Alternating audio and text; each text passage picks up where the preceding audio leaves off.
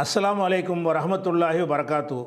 அன்பிற்குரிய சகோதர சகோதரிகளே, நீங்களும் ஆலிம்களாகலாம் என்கிற இந்த பாடத்தில் திங்கள் செவ்வாய் ஆகிய 2 நாட்கள் உலூமுல் ஹதீஸ் என்ற ஹதீஸ் கலையை பற்றி நம்ம பார்த்து வருகிறோம். நேற்றைய தினம் என்ன பார்த்தோம் என்று கேட்டால், குர்ஆனுக்கு மாற்றமாக உமர் ரலியல்லாஹு அன்ஹு அறிவித்த 2 செய்திகளையும், அவங்க மகன் இப்னு உமர் ரலியல்லாஹு அன்ஹு அவர்கள் அறிவித்த ஒரு செய்தியையும் ஆயிஷா நாயகி மறுத்தார்கள். எதனால் மறுத்தார்கள் என்று கேட்டால், அந்த அறிவித்த அறிவிப்பாளர்களுடைய நம்பகத்தன்மை சரியில்லை என்பதற்காக மறுக்கலை, சொன்ன செய்தி குர்ஆனுக்கு மாற்றமாக இருக்குது என்பதற்காக மறுத்தார்கள் என்ற விஷயத்தை நம்ம பார்த்தோம். அதன் தொடர்ச்சியாக அதே மாதிரி அமைந்த இன்னொரு சம்பவத்தை பாருங்கள். இது முஸ்னத் அஹமதில் வந்திருக்கக்கூடிய ஒரு செய்தி. இந்த செய்தியில் என்ன வருதுன்னு கேட்டால், அன்ன ரஜுலைனி 2 மனிதர்கள் தஹலா அல ஆயிஷத்தை ஆயிஷா நாயிடத்தில் வந்தார்கள். ஒகாலா 2 பேரும் சொன்னார்கள், இன்ன அபா ஹுரைரத்தை யுஹத்திசு, அபு ஹுரைரா அறிவிக்கிறார் என்று சொன்னார்கள். அபு ஹுரைரா என்ன அறிவிக்கிறாரு? அன்ன நபி அல்லாஹி ஸல்லல்லாஹு அலைஹி வஸல்லம் கான யகூல், நபி ஸல்லல்லாஹு அலைஹி வஸல்லம் அவர்கள் சொல்லிக்கொண்டே இருந்தார்கள், சொல்பவர்களாக இருந்தார்கள் என்று அபு ஹுரைரா அறிவிக்கிறார். என்ன நபி சொன்னார்கள் என்று கேட்டால், இன்னமத் தியரத்து, சகுனம் என்பது ஃபில் மர்அத்தி, பெண் விஷயத்திலும், ஒத்தாபத்தி, கால்நடை விஷயத்திலும், ஒத்தாரி, வீடு விஷயத்திலும் உண்டு. இந்த 3இல் தான் சகுனம் இருக்கிறது என்று ரசூலுல்லாஹ் சொன்னாங்கன்னு சொல்கிறார். அதாவது பொதுவாக ரசூலுல்லாஹ் ஏராளமான ஹதீஸில் சகுனம் இல்லைன்னு சொல்லிட்டாங்க. இந்த ஹதீஸில் என்ன வருதுன்னு கேட்டால், 3 விஷயத்தில் மாத்திரம் சகுனம் இருக்குது. சகுனம்டா என்ன? ஒரு காரியம் ஏதாவது ஒரு நல்லதோ கெட்டதோ நடக்கும் பொழுது, இதனால தான் நடந்துச்சு, அதனால தான் நடந்துச்சின்னு ஒரு காரணம் கற்பிக்கிறாங்க இல்லையா, அதுக்கு பேர் தான் சகுனம்ங்கிறது. ஒரு விஷயத்தை செய்ய போகிறோம், ஒரு பூனை குறுக்க வந்துருச்சு, அந்த காரியம் ஃபெயில் ஆயிடுச்சுன்னு சொன்னால், இந்த பூனை குறுக்க வந்ததுனால ஃபெயிலாக போச்சு, இப்படிலாம் சொல்வதற்கு பேர் சகுனம். இதை நம்பாதீங்கன்ற சொல்ல நிறைய எச்சரிக்கை பண்ணிட்டாங்க. இந்த ஹதீஸில் என்ன வருதுன்னு கேட்டால், 3 விஷயத்தில் சகுனம் இருக்கிறது என்று வருது. 3 விஷயம் என்னன்னு கேட்டால், ஒருத்தன் நல்ல வசதியாக இருப்பான், ஒரு பெண்ணை கல்யாணம் பண்ணுவான், முடிச்சு போயிடுவான், இந்த பெண்ணுனால தான் வந்துச்சுன்னு சொல்லலாமா.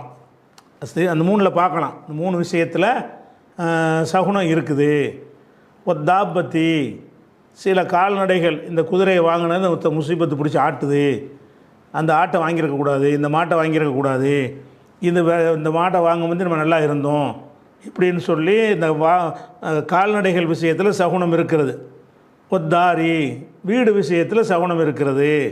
அந்த வீட்டில் இருக்கும்போது நல்லா வசதியாக இருந்தோம், இந்த வீட்டுக்கு வந்தோன்னே தரித்திரம் பிடிச்சிருச்சு அப்படின்னு சொல்லி சில வீடுகளை தரித்திரம் என்று சொல்வது, சில கால்நடைகளை தரித்திரம் என்று சொல்வது, சில பெண்களை தரித்திரம் என்று சொல்வது, இப்படி சொல்வதற்கு சொல்லலாம், இதில் இருக்கத்தான் செய்கிறது என்று ரசூலுல்லாஹ் சொன்னதாக அபூ ஹுரைரா அறிவிக்கிறார். அபூ ஹுரைரா அறிவித்ததாக ஆயிஷா நாயிடத்து சொல்கிறாங்க. அப்போ ஆயிஷா நாய் என்ன செய்கிறாங்கன்னு கேட்டால், வல்லதி அன்சலல் குர்ஆன் அலா அபுல் காசிம், அபுல் காசிமுக்கு குர்ஆனை இறக்கினவன் மீது ஆணையாக. அபுல் காசிம்னா ரசூலுல்லாஹ்வுடைய குன்யத்து பேர், ஏற்கனவே சொல்லிட்டேன். வல்லதி அன்சலல் குர்ஆன அலா அபுல் காசிம், அபுல் காசிமுக்கு குர்ஆனை இறக்கிய அல்லாஹ் மீது ஆணையாக சொல்கிறேன், மாஹா கதா கான யகூல், இப்படி ரசூலுல்லாஹ் சொல்பவர்களாக இருக்கவே இல்லை. இவர் எப்படி சொன்னதாக சொல்கிறாரோ அபூ ஹுரைரா, அந்த மாதிரி ரசூல் ஸல்லல்லாஹு அலைஹி வஸல்லம் சொல்லவே இல்லை. வலாக்கின்ன நபி அல்லாஹி ஸல்லல்லாஹு அலைஹி வஸல்லம் கான யகூல், இருந்தாலும் நபி ஸல்லல்லாஹு அலைஹி வஸல்லம் சொல்லி கொண்டிருந்தார்கள். என்ன சொன்னார்கள்னா, கான அஹ்லுல் ஜாஹிலியத்தி யகூலுன், ஜாஹிலியா காலத்து மக்கள் சொல்லி கொண்டிருந்தார்கள், தியரத்துவில் மராத்தி ஒத்தாரி ஒத்தாபத்தி என்று சொல்லி கொண்டிருந்தார்கள். இதுதான் ரசூலுல்லாஹ் சொன்னது. ஜாஹிலியாக்காரர்கள் இப்படி சொல்லுகிறார்கள்னு சொன்னாங்கல்ல, அது அவர் காதில் உழுவலை. அதாவது 3 விஷயத்தில் சகுனம் இருக்கிறது அப்படின்னு சொல்லி அந்த காஃபிர்கள் சொல்கிறார்கள் ரசூலுல்லாஹ் சொல்லியிருக்கிறாங்க. ஜாஹிலியாக்காரங்க சொல்கிறாங்க, முஷ்ரிக்குகள் சொல்கிறாங்கன்னு சொல்லியிருக்கிறாங்க. இவர் கேட்ட அபூ ஹுரைரா என்ன பண்ணிட்டாருன்னு கேட்டால், அந்த காபிர்கள் சொல்கிறாருங்கிற வார்த்தையை மறந்து விட்டு இதை ரசூல்லாவே சொல்வதாக சொல்லிவிட்டார். அந்த சம்பவம் இப்படி தான் ரசூல்லா சொன்னாங்க. எப்படி சொன்னாங்க என்று கேட்டால், அத்தியரத்து ஃபில் மராத்தி ஒத்தாரி ஒத்தாபத்தின்னு சொல்லலை. வேறு எப்படி சொன்னார்கள்?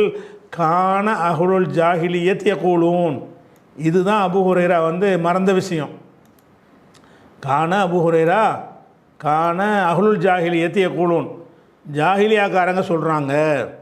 அப்போ இந்த 3 விஷயத்தில் சகுனம் இருக்குது என்பது ஜாஹிலியா மக்களுடைய அறியாமை காலத்து மக்களுடைய கொள்கை. இப்படித்தான் ரசூல்லா சொன்னார்கள்னு அதை கவுண்டர் கொடுத்துட்டாங்க. அப்போ இவர் என்ன பண்ணிட்டார்?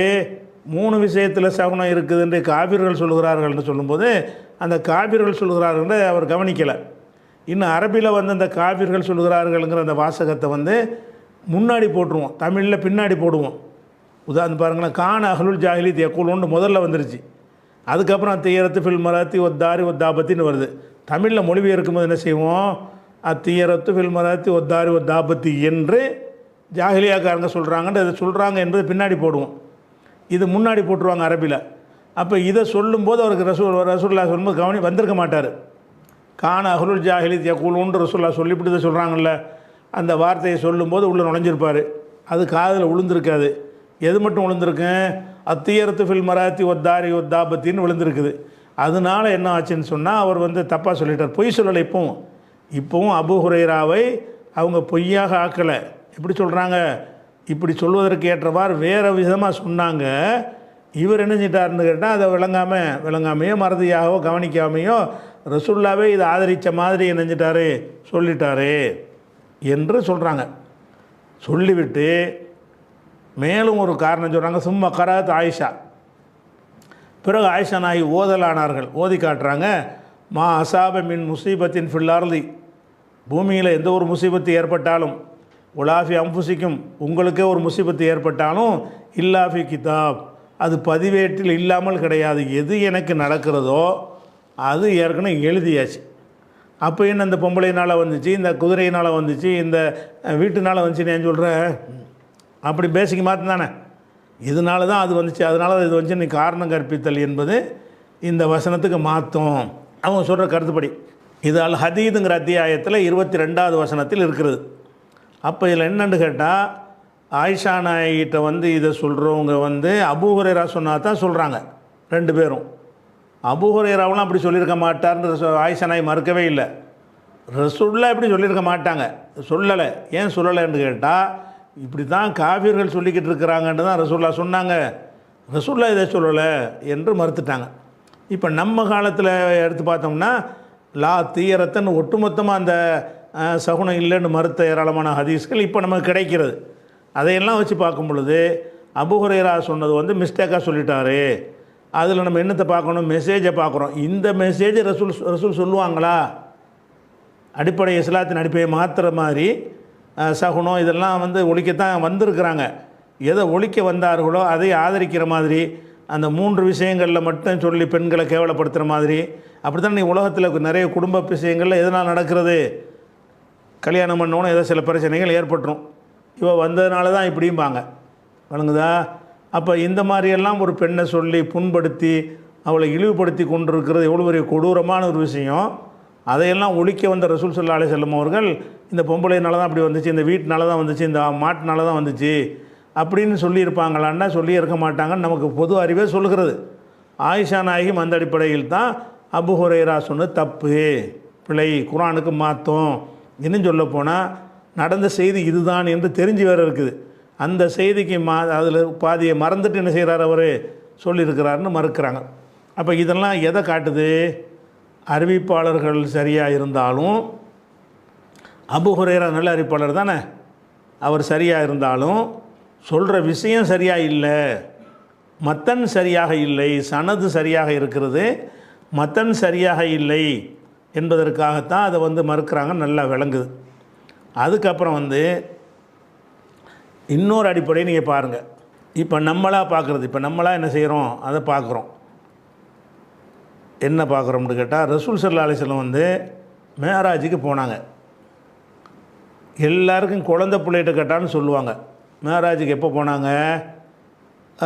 நபியாக ஆன பிறகு, இறை தூதர் ஆன பிறகு அவங்கள அழைச்சிக்கிட்டு போய் அப்போ தான் தொழுகையெல்லாம் கடமையாக்குனுச்சுங்கிற ஒரு செய்தியை வந்து எல்லா முஸ்லீம்களும் அறிந்து 72 கூட்டத்தில் உள்ளவங்களும் ஒரு மேம்போக்காகவாவது அறிந்து வைத்திருக்கிறார்கள் மேராஜ் என்கிற ஒரு நிகழ்வை.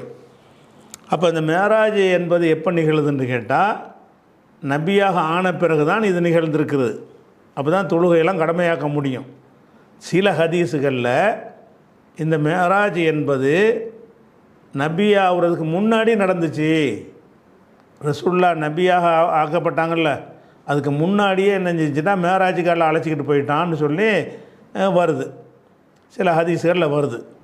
அப்போ மேராஜ் முன்னாடி வந்துச்சுங்கிறத எந்த ஒரு இந்த நம்ம குர்ஆனுக்கு முரண்பட்ட ஹதீஸுகளை ஏற்றுக்கணுங்கிறாங்களே, அவங்கள்ட்ட யார்கிட்ட வேணாலும் கேட்டுங்க, அதை ஒப்புக்கொள்வாங்களா? வஹி அறிவிக்க முந்தி அழைச்சிக்கிட்டு போயிருந்தால் அப்போ எதுக்காக வேண்டி ஜிப்ரீல் வரும்போது பயப்பட போகிறாங்க? நமக்கு என்னமோ ஏற்பட்டுருச்சுன்னு இதுக்கு அச்சப்படுறாங்க. எதுக்காக வேண்டி வரக்காட்டை கூட்டிகிட்டு போகிறாங்க? நடுநடங்கி போய் என்னை போர்த்துங்கள் எதுக்காக வேண்டி சொன்னாங்க? அதுக்கு பிறகு அவர் சொல்லி ஆறுதல் படுத்தின பிறகு தான் நம்ம விஷயமே அவங்களுக்கு தெரிய வந்தது. அப்போ மேராஜுக்கு முன்னாடியே போயிட்டு வந்தாங்கன்னு சொன்னால் உங்களோட ஜிப்ரீல் முன்னாடியே பார்த்துருக்குறாங்க, அப்படி தானே அர்த்தம். ஜிம்ராஜ் போயிட்டு வந்தாச்சு. அப்போ அந்த ஜிப்ரீல் வந்து ஒன்றே தான் எதிர்பார்த்துட்டு இருந்தேன் வார்டில் சொல்லியிருப்பாங்க. என்ன எதிர்பார்த்து நடுநடுங்கினாங்கன்னு வருது. அப்போ குர்ஆனில் ஹதீஸில் வந்து ரசூல்லா நபி அவருக்கு முன்னாடி மேராஜுக்கு போனாங்க என்று சொன்னால் அதை நீங்கள் ஏற்றுக்குருவீங்களா? யாராச்சும் ஏற்றுக்குருவாங்களா? ஏற்றுக்கிற மாட்டாங்க. யாராச்சும் ஏற்றுக்கிற விட்டுருவோம். இதுக்கு அறிஞர்கள் என்ன சொன்னாங்கிறத பார்த்துட்டு இருக்கிறோம். முதல்ல அந்த ஹதீஸை பாருங்கள். இது புகாரியில் 3570. அதில் என்ன வருதுன்னு கேட்டால், அதாவது யுஹத்திசுனா அன் லைலத்தின் உஸ்ரிய பின் நபி, அதாவது அனஸ் அறிவிக்கிறாங்களாம். சமயத்து அனசபுன மாலிக்கின், அனசபுன மாலிக்கிட்ட நான் கேட்டேன். யுஹத்திசுனா எங்களுக்கு அறிவித்தாரே, அன் லைலத்தி உஸ்ரிய பின் நபி ஸல்லல்லாஹு அலைஹி வஸல்லம், ரசூலுல்லாவை இஸ்ரா நள்ளிரவில் அழைச்சிக்கிட்டு போனான்ல, இஸ்ரா மேராஜ்லாம் என்ன ஒன்று தான், அழைத்து சொன்ற இரவை பற்றி எங்களுக்கு அறிவித்தார். எங்கேருந்து அழைச்சேன்? நான் மின் மஸ்ஜிதில் காபாவுடைய மஸ்ஜிதில் இருந்து அழைத்து சென்றாங்க இல்லையா, அதை பற்றி எங்களுக்கு அறிவித்தார். எப்படி அறிவித்தார்? ஜா சலாசத்து நஃபரின், 3 மனிதர்கள் வந்தார்கள். கபுலா யுஹா இலைஹி, அவங்களுக்கு வஹி அருளப்படும் காலத்திற்கு முன்னால், ரசூலுல்லாவுக்கு வஹி அருளப்படும் காலத்திற்கு முன்னால் வந்தார். ஒஹோ நாயிமுன் ஃபி மஸ்ஜிதுல் ஹராமி, மஸ்ஜிதுல் ஹராமில் அவங்க தூங்கி கொண்டிருந்தார்கள். அப்போ ஒவ்வொருத்தரும் ஒவ்வொரு விஷயத்தை பேசுகிறாங்க. பேசிட்டு ஒரு நாள் தூங்கிட்டு போயிட்டாங்களா, அதுக்கப்புறம் வந்து மறுபடி ஹத்தா ஜாவு லைலத்தன் உஹ்ரா, மறுநாளும் வந்தார்கள். அப்போ ரசூல் ஸல்லல்லாஹு அலைஹி வஸல்லமுடைய கண்கள் உறங்கி கொண்டிருந்தது, அவங்களுடைய வந்து கல்பு உறங்காமல் இருந்தது. ஐனுஹு நாயிமத்துன் வலாயனாவும் கல்புஹு, அவங்களுடைய கண்கள் உறங்கி கொண்டிருந்தன, கல்பு உறங்கலை. கதாலிக்க லம்பியாவு, எல்லா நபிமார்களும் இப்படித்தான். தனாமு ஐயுனுகும், அவங்களுடைய கண்கள் உறங்கும். வலா தனாமு குலூபுகும், அவங்களுடைய குலூபு உள்ளங்கள் உறங்காது அப்படின்னு சொல்லிட்டு, அப்போ நாள் ஒரு 3 பேர் வந்து என்னென்னமோ பேசிட்டு போகிறாங்க. பெரிய விஷயம் அதில் வருது. அதுக்கப்புறம் மறுபடியும் வந்து வேறு வர்றாங்க. அப்போ வந்து ஜிப்ரீல் தான் இப்போ வந்திருக்கிறாரு. வந்தால் ரசூலுல்லாஹ் தூங்கிட்டு இருக்கிறாங்க என்று சொன்னால் அதுக்கு அர்த்தம் என்ன? உடல் தூங்குகிறது, கண்கள் தூங்குகிறது, கல்பு தூங்கலை. கண் மட்டும் ரெஸ்ட் எடுக்குது, பேசுகிறது போகிறது வாரது எல்லாமே அவங்களுக்கு விளங்குகிறது. இப்படியான ஒரு நிலையில் இருக்கிறாங்க. நபிமார்கள் இப்படி தான் தூங்குவார்கள் வேற சேர்த்து வந்துருச்சா. அப்போ பார்த்த வல்லாஹு ஜிப்ரீல் அவர்களை பொறுப்பெடுத்து கொண்டு சும்மா அரஜபிஹி இல சமாயி, பிறகு வானத்திற்கு கொண்டு சென்றார்கள். இது எப்போ நடந்த சம்பவம்? வஹி அருளப்படுவதற்கு முன்னால், 40 வயசுக்கு முன்னால், ஹிரா குகையில் அல்லாஹ் வந்து இக்ரன்னு சொன்னான்ல அதுக்கு முன்னால். அப்போ வஹி அருளப்படுவதற்கு முன்னாடியே ரசூலுல்லாஹ் வந்து ஜிப்ரீல் அலைஹிஸ்ஸலாம் வந்து மேராஜி கூட்டிகிட்டு போனாங்க என்று ஒரு ஹதீஸ் புகாரில் இருக்குது. இதை வந்து எப்படி அறிஞர்கள் மறுக்கிறாங்க? 2வது விஷயம், இதை கேட்கும்போது உங்களுக்கே தெரியும் இது சரியில்லைண்டு. இந்த அப்படி ஒரு ஹதீஸில் ஒரு விதியே இல்லைங்கிறாங்கல்ல, அவங்கள்ட்ட போய் கேளுங்க இதை ஏற்றுக்கிறீங்களான்னு சொல்லி. நபி அவருக்கு முன்னாடி மேராஜுக்கு போனாங்களான்னு கேளுங்க. அவங்களே சொல்ல மாட்டாங்க, இல்லை இப்போ பிந்தி தான் போனது என்று. ஆனால் இதில் அப்படி தான் வருது, நபியாக ஆவதற்கு முன்னாடி தான் இது நடந்திருக்குதுன்னு சொல்லி. அதுக்கடுத்து இதே விஷயம் புகாரியில் வந்து 7517வது ஹதீஸ்லையும் வருகிறது. எப்படி வருதுன்னு கேட்டால், இதே மாதிரி ஜிப்ரீல் வந்து போனலாம் இருக்குது. அதில் கூடுதலாக என்ன செய்யுதுன்னு கேட்டால், அவர் உடனே ரசூலுல்லாஹ் தூக்கி கொண்டு போய் வலவூஹு இந்த பேரி ஜம்சம், ரசூலுல்லாஹ் ஜம்சம் கிணத்துக்கிட்ட வைத்தார்கள். வைத்து ஃபதவல்லாஹு மின்ஹும் ஜிப்ரீலு, ஜிப்ரீல் அவரை பொறுப்பேற்று கொண்டு ஃபஷக்க ஜிப்ரீலு, ஜிப்ரீல் அப்படி பிளந்தார். மாபைன நஹரிஹி இலா லப்பத்திஹி, அவங்களுடைய நகருண்டா அந்த தொண்டைக்குள்ளி அறுப்பாங்கள்ல, அதிலேருந்து இதயம் வரைக்கும் உள்ள பகுதி வரைக்கும் அறுக்கிறார், பிளக்கிறார். ஹத்தா ஃபரக மின் சதுரிஹி ஒ ஜௌஃபி, அதை இதயத்தில் இருந்து உள் வயிற்றில் இருந்து என்ன செஞ்சாரு, அறுத்து முடித்த உடனே வகசலஹு, அதை கழுவுனார். மிம்பாய் ஜம்சம, ஜம்சம் தண்ணீர்னால் கழுவுனார். பியதிகி, கையினால் கழுவுனார். ஹத்தா அன்கா ஜௌஃபஹு, உள்ளுக்கு உள்ள பகுதியெல்லாம் க்ளீன் பண்ணுறாரு. க்ளீன் பண்ண உடனே சும்மா உத்தியபி தஸ்திமின் தஹபின், பிறகு தங்கத்தட்டு கொண்டு வரப்பட்டுச்சு. அதுக்கப்புறம் ஃபிஹி தௌரும் மின் தஹபின் மஹசூன் ஈமானுன் ஹிக்மத்தன், ஈமான் ஹிக்மத்தெலாம் நிரப்பப்பட்ட ஒரு இதை கொண்டு வந்து ஹஷாபிஹி சதுரஹு, அவங்களுடைய சதுர நினைஞ்சாங்க, அதை வச்சு தைச்சாங்க.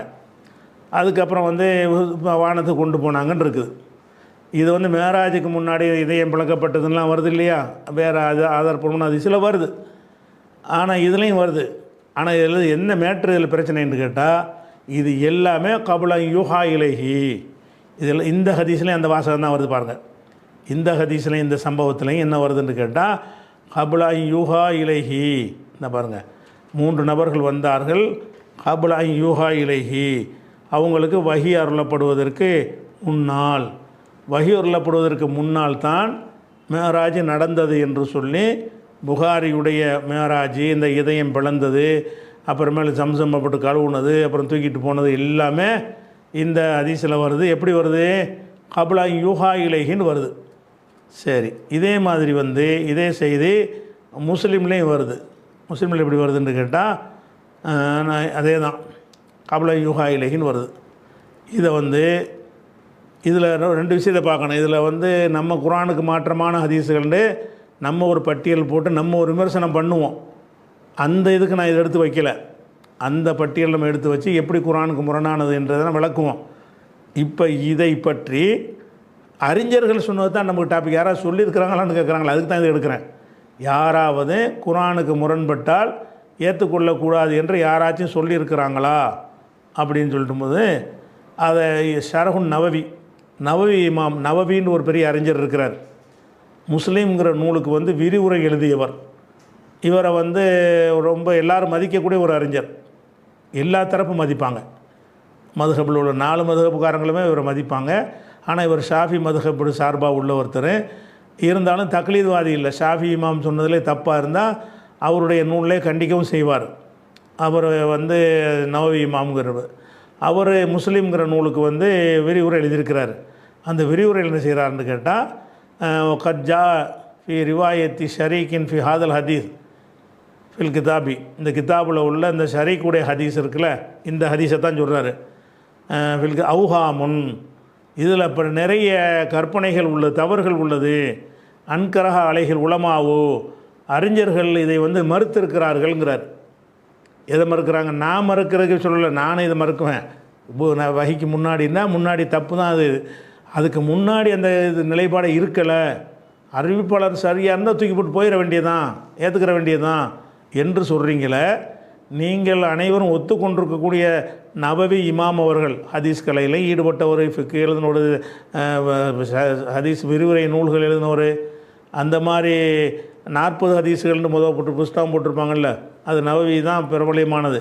அர்பைன நவவியா, நவவி எழுதிய 40 நூல்கள் அப்படிலாம் ஹதீஸுகள் இருக்குது. ஒரு பெரிய ஸ்காலர், இவர் பெரிய ஸ்காலர் தான். இவர் என்ன செய்கிறாருன்னு கேட்டால், ஸ்காலர்னு சொன்னதுனால நாளைக்கு ஒரு தவறான சொன்ன விமர்சிக்க கூட அர்த்தம் கிடையாது. அதிகமாக சரியாக சிந்தித்தவர், சரியா.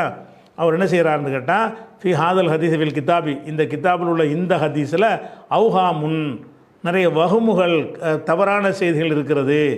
அன்கரஹ அலைகள் உலமாவு, உலமாக்கள்லாம் என்ன செஞ்சுருக்கிறாங்க, இதை வந்து மறுத்துருக்கிறாங்க. அது போக என்ன செய்கிறாருன்னா, கத்து நப்பக முஸ்லிமுன் அலா தாலிக்க, முஸ்லீம் இமாமே என்ன செஞ்சிருக்காருன்னு கேட்டால் இது சம்பந்தமாக உணர்த்தியிருக்கிறாரு. அந்த ஹதீஸில் எப்படி உணர்த்தியிருக்கிறாரு? பி கௌலிஹி ஃபகத்தம வ அஹ்ர வ ஜாத வ நகஸ மின்ஹா கௌலுஹு வதாலிக்க கபல யூஹா இலைஹ. கபல யூஹா இலைஹிங்கிற வார்த்தையை சொல்கிறதுக்கு குறைச்சிருக்கான்னு சொல்லிட்டார். கௌலுஹு வதாலிக்க கபல யூஹா இலைஹி, தாலிக்க கபல யூஹா இலைஹி என்ற சொல்லாவது, அதான் இப்போ நமக்கு டாபிக். இதை பற்றி நவவி சொல்கிறாரு. தாலிக் கவுலுஹு, இந்த அறிவிப்பாளருடைய சொல்லு என்ன சொல்லு? வதாலிக்க கபல யூஹா இலைஹி, இந்த சம்பவம் நடந்தது வஹி அருளப்படும் காலத்திற்கு முன்னால், நபியாக ஆவதற்கு முன்னால் என்ற இந்த சொல் இருக்குத. வஹுவ கலத்துன், இது பெரிய குற்றம், பெரிய பிழை, பெரிய தவறு. லம் யுவாஃபுக் அலைஹி, இது இதுக்கு யாரும் ஏற்றுக்கொள்ளவே இல்லை, யாரும் ஒத்துக்கிறவே இல்லை. இப்போ இன்னல் இஸ்ரா, இந்த இஸ்ரா என்கிற பயணம் இருக்குது, மேராஜ் பயணம், அதில் கல்லு மா கீழஃபிஹி, அதில் சொல்லப்பட்ட செய்திகள் எப்போ நடந்துச்சுங்கிற விஷயத்தில் பல விதமாக 2வது வருஷம் நடந்துச்சு, 3வது வருஷம் நடந்துச்சு, பல கருத்துக்கள் இருக்கிறது. குறைச்சி சொல்வதாக இருந்தால் அன்னஹு கான பாத மபதிஹி ஸல்லல்லாஹு அலைஹி வஸல்லம் ஹம்சத்து அஷர ஷஹரன், 15 மாதத்துக்கு பின்னாடி தான் நடந்தது. குறைஞ்சி சில ஹதீஸில் 2 வருஷத்தில் 3 வருஷத்தில் நடந்தது என்று பல வருடங்களை போட்டு வருகிறது. குறைச்ச நம்பர் எவ்வளோ வருதுன்னு கேட்டால் 15 மாதங்கிறது தான். நபியாக ஆகி 15 மாதத்துக்கு பிறகு தான் மேராஜ் நடந்துச்சின்னு வரும் பொழுது, இது நபி ஆகிறதுக்கு முன்னாடி வந்துச்சுங்கிறது எப்படி சரியாக வரும் என்று அவர் கேட்குறார். அதுக்கப்புறம் ஒமின்ஹா அன்னல் உலமாக்கள் முஜிம்மியூன, ஏகமனதான ஒருமித்த கருத்தில் இருக்கிறார்கள்.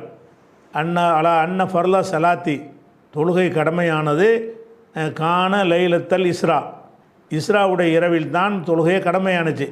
இப்போ கைஃபைய கூணு ஹாதா கபல யூஹா இலகி, அப்போ எப்படி வஹி அறிவிக்க முன்னாடி இந்த மேராஜ் ஏற்பட்டிருக்க முடியும்? தொழுகையை முஸ்லீமான பைசெல்லாம் வந்த பிறகு தான் தொழுகை கடமை. மேராஜுக்கு முன்னாடியே போயிட்டாங்கன்னா முன்னாடியே தொழுகை கடமையாயிடுச்சா என்று சொல்லி இதை யார் மறுக்கிறா? அறிஞர்கள் மறுத்தாங்களான்னு கேட்குறீங்க. இது அறிஞர்கள் மறுக்காட்டால் நீங்களும் மறுப்பீங்க. ஏன்னுட்டா வஹி அறிவிக்கிறதுக்கு முன்னாடி மேராஜ் நடக்கலை, யாரோ பிழை செஞ்சிட்டாங்கன்னு தான் சொல்லுவீங்க. ஆனால் அறிவிப்பாளர்கள் கரெக்டாக இருக்கிறாங்க, அறிவிக்கிற ஆட்கள் சரியாக இருக்கிறாங்க. சொல்லக்கூடிய அந்த உள்ளடக்கம் இதை விட அதிகமான ஹதீஸுகள் சொல்வதற்கு மாற்றமாக இருக்குது. இதில் எந்த வகையை எந்த கருத்தின் அடிப்படையில் இது நிராகரிக்கப்படுதுன்னு சொன்னால், நிறைய அறிவிப்புகளில் என்ன வருதுன்னா, நபி ஆனதுக்கு பிறகு தான் மேராஜ் நடக்கிறது. இன்னும் சொல்ல போனால் அந்த மேராஜ் சம்பவத்தில் வரும் பொழுது, அதை பற்றி அல்லாஹ் குர்ஆனில் சொல்லும் பொழுது, சித்ரத்துல் முன்தஹாவுலையும் அவரை 2வது ஒருக்கா பார்த்தார், முதல்ல ஒருக்கா பார்த்துட்டார். எங்கே இக்ரான்னு சொல்லும் பொழுது, உலகது ராகு நசிலத்தன் உஹ்ரா, மற்றொரு முறையும் அந்த ஜிப்ரீலை அவர் பார்த்தார். இந்த சிதறத்தில் முன்தஹாவுக்கு அருகில் பார்த்தார். மேராஜுக்கு போய் பார்த்தா சொல்ல 2வது சம்பவம் தான். அதுக்கு முந்தைய வஹி வந்துருச்சுன்னு காட்டுகிறது. அப்படி இருக்கும் பொழுது இந்த சம்பவத்தை நவவி இமாம் என்கிற ஒரு அறிஞர் என்ன செய்கிறார்னு கேட்டால், இது தவறு என்று மறுக்கிறார். எதன் அடிப்படையில் தவறுன்னு மறுக்கிறாரு? இந்த நிறைய ஹதீஸுகளில் இது அப்படி இல்லைங்கிற காரணத்தினாலையும், நபி ஆகிறதுக்கு முன்னாடி இதுக்கு தொழுகை எப்படி கடமையாகும்? தொழுகையை வாங்கத்தானே மேராஜுக்கு போனாங்க. அப்போ தொழுகை கடமையானது நபி ஆனதுக்கு பிந்தி தானே. இது முந்திய கடமையானது வருது, முந்திய எப்படி கடமையாகும்? வஹியே அவளை நபின்னு ஆக்கப்படலை, அப்போ எப்படி தொழுகை கடமையாக்கப்படும் அப்படின்னு சொல்லி மறுக்கிறாங்க. அப்போ இதெல்லாம் எதை காட்டுகிறது? ஹதீஸில் அறிவிப்பாளர் கரெக்டாக இருந்தாலும் உள்ளடக்கம் சரியில்லாமல் இருக்கும். அந்த மேற்று தான் சிந்திக்கணும். நீங்கள் ஆட்களை சிந்திக்கிறது கிடையாது. ஆட்களையும் சிந்திப்போம் எப்போ? மேட்டர் சரியாக வந்த பிறகு. மேட்டர்னா உள்ளடக்கம், மெசேஜ், செய்தி, கருத்து சரியாக இருக்கு என்று சொன்னதற்கு பிறகு தான் அறிவிப்பாளர்களை பற்றிய சனதை பேசணுமே தவிர அதுக்கு முன்னாடி பேசக்கூடாது என்ற காரணத்தினால தான் இந்த ஹதீஸுகளை, புகாரில் வரக்கூடிய இந்த ஹதீஸு, முஸ்லீமில் உள்ள இந்த ஹதீஸுகளை எல்லாம் முஸ்லீமுக்கு விரிவுரை எழுதிய நவவி இமாம் அவர்கள் அந்த முஸ்லீமுடைய அந்த ஹதீஸு கீழே தான் இதெல்லாம் எழுதி என்ன செய்கிறாங்க? இது கலத்து என்று சொல்கிறார்கள், அவர் என்று சொல்கிறார்கள். அப்போ அறிஞர்கள் பார்வை எப்படி இருக்குது? அறிஞர்கள் யாரும் சொல்லலைங்கிறீங்களே, இவர் அறிஞரா இல்லையா? சஹாபாக்கள் சொன்னதை நம்ம காட்டிவிட்டோம். இவர் அறிஞரா இல்லையா? அறிஞர் தானே. அறிஞர் என்ன சொல்கிறாரு? இந்த ஹதீஸ் தப்புங்கிறாரு. எதனால் தப்புங்கிறாரு? இந்த அறிவிப்பாளர்கிட்ட பலவீனம் இருக்கின்ற தப்புங்கிறாரு? இல்லை. எதனால் தப்புங்கிறாரு?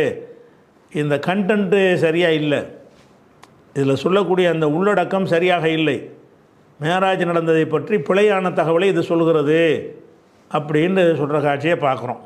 அப்போ இதில் நம்ம என்ன சிந்திக்கிறோம்?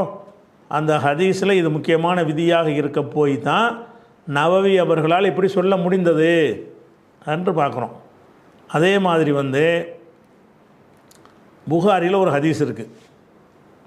என்ன ஹதீஸு? 3350வது ஹதீஸ். இந்த ஹதீஸை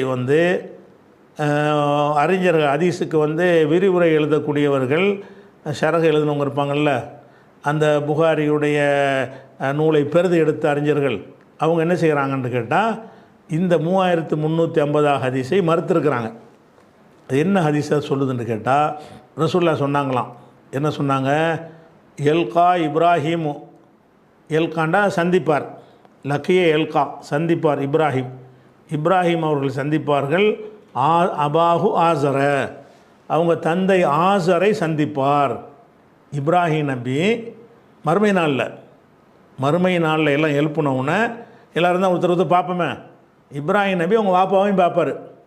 எப்படி? யௌமுல் கியாமவுல வாலா வஜ்ஹி ஆசர ஃபத்தரத்துன் கபரத்துன், ஆதருடைய முகத்தில் ஒரு விதமான கருமையும் புடிது படிந்தும் மூஞ்சி சரியாக இருக்காது, கருப்படிச்சிருக்கும். அவருடைய ஆசர் பார்ப்பாங்க, ஆள் சரியாக இருக்க மாட்டார். அப்போ இப்போ யகூலுலஹு இப்ராஹிம், அவரிடத்தில் இப்ராஹிம் சொல்லுவாங்களாம், மகனார் தகப்பனாரை பார்த்து சொல்லுவாங்க. எப்படி சொல்லுவாங்கன்னா, அலம் அக்குள்ளக்கலா தாசினி, எனக்கு மாறு செய்ய வேண்டாம்னு ஒன்று சொல்லலையா, என் சொல்ல கேளுன்னு சொன்ன கேட்டியா வாப்பான்னு சொல்லுவார். அலம் அக்குள்ளக்க, நான் உமக்கு சொல்லவில்லையா, லா தாசினி, எனக்கு மாறு செய்யாதீங்க, என் கட்டளையை மீறாதீங்க என்று நான் உங்களுக்கு தகப்பனாகிய உங்களுக்கு நான் சொல்லலையா கேட்பார். ஃபயக்கூல் அபூஹு, அப்போ அவங்க தகப்பனார் சொல்லுவார், யாசர் சொல்லுவார், ஃபல் யௌமலா ஆசிக்க, இன்றைக்கி நான் மீற மாட்டேன். இன்றைக்கி மீறாமல் என்னதுக்கு ஆக போகுது? அவர் சொல்லுவார், இதுக்கு முந்தைய எப்படி நடந்துட்டேன், இன்றைக்கி நான் மீற மாட்டேன்னு சொல்லிடுவார். இன்றைக்கி நான் அவன் சொல்கிற கேட்குறேன் அப்படிம்பார். ஃபயக்கூல் இப்ராஹிம், உடனே இப்ராஹிம் அவர்கள் சொல்வார்கள், யா ரப்பி, என் இறைவா, இன்னக வாத்தனி, நீ எனக்கு வாக்களித்திருக்கிறாய். என்ன வாக்களித்திருக்கிறாய்? அல்லா துஹுசியனி யௌம யுபாசூன், எழுப்பப்படுகிற நாளில் என்னை இழிவுபடுத்த மாட்டேன் என்று நீ வாக்களித்திருக்கிறாய். என்னை கியாமத்து நாளில் என்னை இழிவுபடுத்த மாட்டேன் என்று நீ அல்லாட்ட பேசுகிறாங்க. இப்ராஹிம் நபி வாப்பா சம்பந்தமாக பேசுகிறாங்க. இறைவா, என்னை இழிவுபடுத்த மாட்டேன் என்று நீ வாக்களித்திருக்கிறாய். ஃபையு ஹிசியின் அஹ்ஸா மின் அபில் அபாத், என்னுடைய தகப்பன் இருக்கார, அவரை விட எந்த இழிவு பெரிய இழிவாக இருக்க முடியும்? என் தகப்பனை நீ நரகத்துக்கு போகணும்னு சொன்னீங்கன்னு சொன்னால் அதை விட இழிவு என்ன இருக்குது? என்னை இழிவுபடுத்த மாட்டேன்னு சொல்லியிருக்கிறீங்களே, என்னை இழிவுபடுத்த மாட்டேன்னா எங்கள் வாப்பாவுக்கும் கண்ணியம் கொடுக்கணும்ல என்று அவர் கேட்பார். இப்போ யக்கூல் உல்லாஹு, அல்லாஹு சொல்லுவான், இன்னி ஹர்ரம்துல் ஜன்னா அலல் காஃபிரீன், ஜன்னத்தை காஃபிர்களுக்கு நான் ஹராமாக்கி விட்டேன். இன்னி ஹர்ரம்துல் ஜன்னத்தை அலல் காஃபிரீன், சொர்க்கத்தை காஃபிர்களுக்கு ஹராமாக்கிட்டேன் என்று அல்லாஹ் சொல்லிவிட்டு, சும்மா யுகாலு, பிறகு சொல்லப்படும், யா இப்ராஹிம், இப்ராஹிமே, மா தகுத்த ரிஜிலைக்க, உன்னுடைய காலுக்கு கீழே என்ன இருக்குது? இப்ராஹிம் நபி வாப்பாவுக்கு ரெக்கமெண்ட் பண்ணுவாங்க. அல்லாஹ் என்ன செய்வான்னு கேட்டால், உன் காலுக்கு கீழே பாருன்னு சொல்லுவான். ஃபையல்னூர் அவர் பார்ப்பார். ஃபொய்தாஹு பிதீஹின் முல்தத்துஹின், அப்போ ரத்தம் தோய்ந்த ஒரு நிலையில் கழுதை புலி ஒன்று இருக்கும். தீஹ்னா கழுத புலி, முல்ததுஹ்னா பித்தமி, ரத்தம் தோய்க்கப்பட்ட நிலையில் ஒரு கழுதை புலி நிற்கும். அப்போ கழுதை புலியை பார்ப்பாங்க. பார்த்த உடனே ஃபயூஹது பி கவாயிமிஹி, அதனுடைய கால்களை பிடித்து ஃபயுல்கா ஃபின்னாரி, நரகத்தில் போடப்படும் அப்படின்னு சொல்லி அந்த ஹதீஸில் வருது. இந்த ஹதீஸில் என்ன இருக்குன்னு கேட்டால், இப்ராஹிம் நபியுடைய தகப்பனாருக்கு நரகம்னு எல்லாம் முடிவெடுத்துட்டான். அப்போ இப்ராஹிம் நபி வந்து அல்லாட்ட கேட்குறாங்க, யா அல்லாஹ் என்னை இழிவுபடுத்த மாட்டேன்னு சொன்னீங்க, அப்போ அதுக்கு மாற்றமாக அப்படி செய்கிறியேன்னு கேட்கும் பொழுது, நான் வந்து சொர்க்கத்தை வந்து காஃபிர் ஹராம் ஆக்கிட்டேன்னு சொல்லிவிட்டான். சொல்லிவிட்டு அவர் தகப்பனாரை வந்து கழுதை புலியாக மாற்றி தூக்கி போடுறான். கழுதை புலி இல்லை, அது தகப்பனாராக தூக்கி போட்டால் தானே உனக்கு வருத்தமாக இருக்கேன் என்று சொல்லி கழுதை புலி மாதிரி அவரை மாற்றி காலை பிடிச்சி தூக்கி நரகத்தில் எரிஞ்சிருவாங்க அப்படின்னு வருது. அப்போ வாப்பாவுக்கு ரெக்கமெண்ட் பண்ண முடியாது காஃபிராக இருந்ததுனால. இந்த ஒரு ஹதீஸ் புகாரில் வருது. சரி, இதில் வந்து அவர் எடுத்து காட்டினார்ல, எனக்கு வாக்களித்தா என்று எடுத்து காட்டினார்ல, அதையும் தெரிஞ்சுக்கணும். 26வது அத்தியாயத்தில் 87வது வசனத்தை தான் அவர் சுட்டி காட்டுறாரு. எப்படி? வலா துஹுசினி யோம யுபாசூன், எழுப்பப்படும் நாளில் என்னை இழிவுபடுத்துகிறாதா அல்லா, எனக்கு என்னென்ன வேணும்லாம் அவர் கேட்குறாரு. நிறைய விஷயத்தை கேட்குறாரு. என்னை மன்னிச்சிரு, எனக்கு பின்வரக்கூடிய மக்கள்கிட்ட என்னுடைய புகழை நிலைக்க செய்யி, சொர்க்கத்துக்கு என்னை வாரிசாக ஆக்கு அப்படின்னு சொல்லும் பொழுது அந்த துவாவில் ஒரு துவா தான் வலா துஹுசினி யௌம யுபாசூன், எழுப்பப்படும் நாளில் என்னை இழிவுபடுத்தாதேன்னு அவர் கேட்பார். இதை அல்ல ஏற்றுக்கிட்டேன்றான், இழிவுபடுத்த மாட்டேன்ட்டு. அதை தான் கேட்குறாரு, என்னை இழிவுபடுத்த மாட்டேன்ட்டீங்கள, இப்போதைக்கு நீ நரகத்தில் போட்டின்னு எங்கள் வாப்பா நரகத்தில் போட்டால் என்ன அர்த்தம்? இழிவு தானே படுத்துகிற அப்படின்னு கேட்கும் பொழுது அல்லாஹ் வந்து என்ன செய்வான், ஒரு கோரிக்கையை நிராகரித்து விட்டு அவர் தகப்பனாரை கழுதை புலியாக மாற்றி நரகத்தில் தூக்கி போட்டுருவான் அப்படின்னு வருது. இந்த ஹதீஸுக்கு ஃபத்ஹுல் பாரிங்கிறது ஒரு விரிவுரை நூல், புகாரியுடைய விரிவுரை நூல். புகாரிங்கிற ஹதீஸ் இருக்குல்ல, இந்த புகாரிக்கு வந்து ஷரஹ் விரிவுரை நூல் எழுதியவர்களில் நிறைய பேர் எழுதினாலும் அதில் ஃபஸ்ட்டு இடத்துல இருக்கக்கூடியவர் யார்? இப்னு ஹஜர். அவர் எழுதுனது தான் ஃபத்ஹுல் பாரிங்கிறது. இந்த ஃபத்ஹுல் பாரிங்கிற ஒவ்வொரு ஹதீஸையும் போட்டு அதை தஃப்சீர் பண்ணுவார். தேவையான விளக்கங்கள் குறிப்புகள்லாம் கொடுப்பார். ஒவ்வொரு அறிவிப்பாளரை பற்றி கொடுப்பார், சொல்லுக்கு சொல்ல அர்த்தம் கொடுப்பார், ஒட்டுமொத்த கருத்தை கொடுப்பார், இந்த கருத்துடைய ஹதீஸ் எங்கெல்லாம் வந்திருக்குன்னு சொல்லுவார். நிறைய ஒரு விரிவுரைனா எப்படி இருக்கணும் என்பதற்கு ஒரு எடுத்துக்காட்டாக கூட இதையே சொல்லலாம். அதுபோக ஒரு ஹதீஸை போட்டிகள்னால் இந்த ஹதீஸு ரிலேட்டிவாக என்னென்ன ஹதீஸெல்லாம் வருதுன்னு சொல்லி அவ்வளோ கித்தாபில் உள்ள ஹதீஸையும் கொண்டாந்து போடுவார். அவ்வளோ யாவசக்தி. அது மாதிரியான ஒரு ஆளையார் இப்னு ஹஜர். அவர் ஃபத்ஹுல் பாரி என்று விரிவுரை எழுதியிருக்கிறார். அந்த விரிவுரையில் இந்த ஹதீஸை பற்றி ஒரு விமர்சனம் குறிப்பிடுறார். அது என்ன என்பது இன்ஷா அல்லாஹ் என்ன செய்வோம், அதை நம்ம வந்து நாளைக்கு பார்ப்போம்.